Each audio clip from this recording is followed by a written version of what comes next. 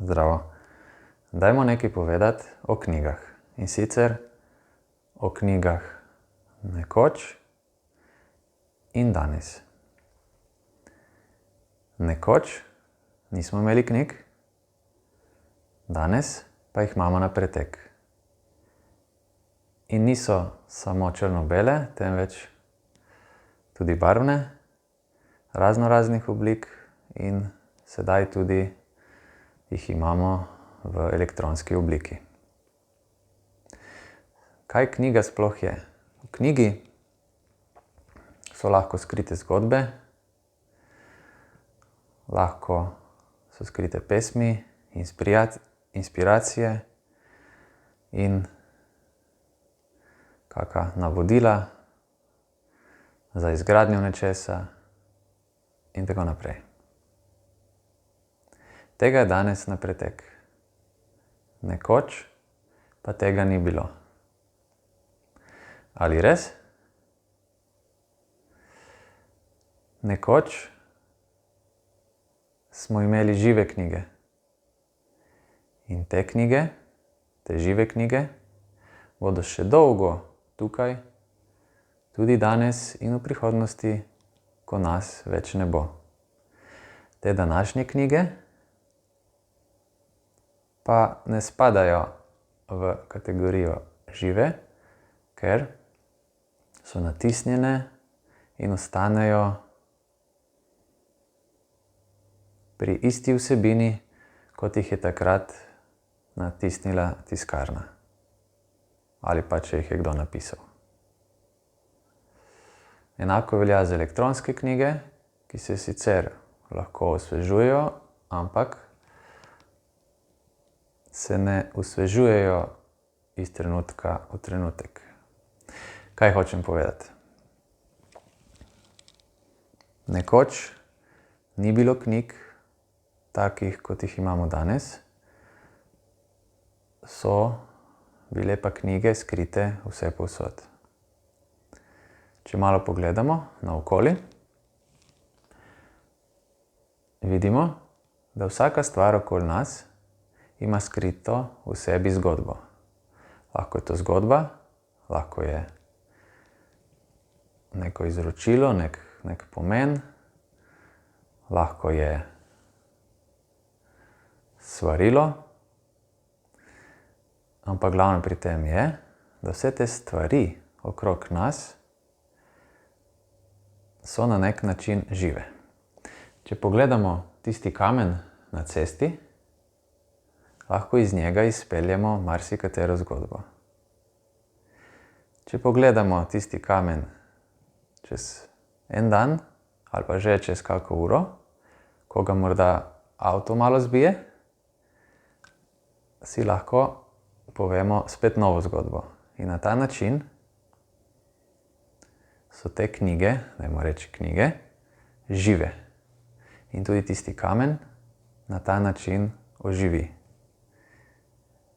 Ni mrtev, kot ostale stvari, ker se skozi čas spreminjajo.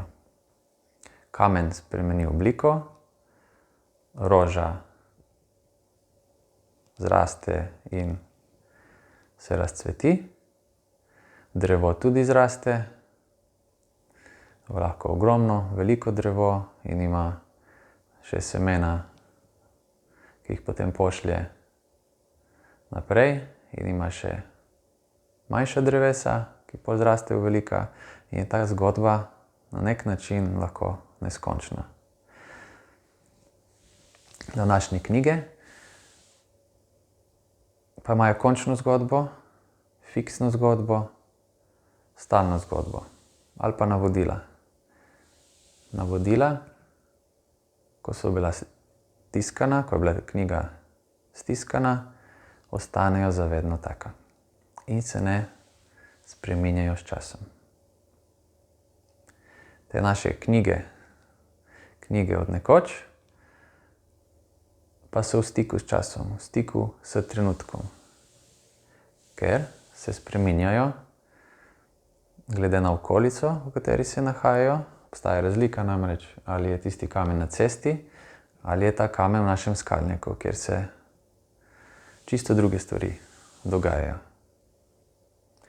In iz teh knjig, iz teh nevidnih knjig, te, ki so bile nekoč, bodo danes še in bodo tudi v prihodnosti obstajale, se lahko neizmerno več naučimo, neizmerno več potegnemo, kot pa iz teh današnjih knjig, ki sčasoma zavzemajo le prostor na knjižnih policah ali omarah, in ko zastarijo, jih moramo zamenjati. Jih sicer lahko recikliramo in znova napišemo, ampak v trenutku, ko je knjiga na novo izdana, se že stara. In tisto znanje, tista energija not hlapi.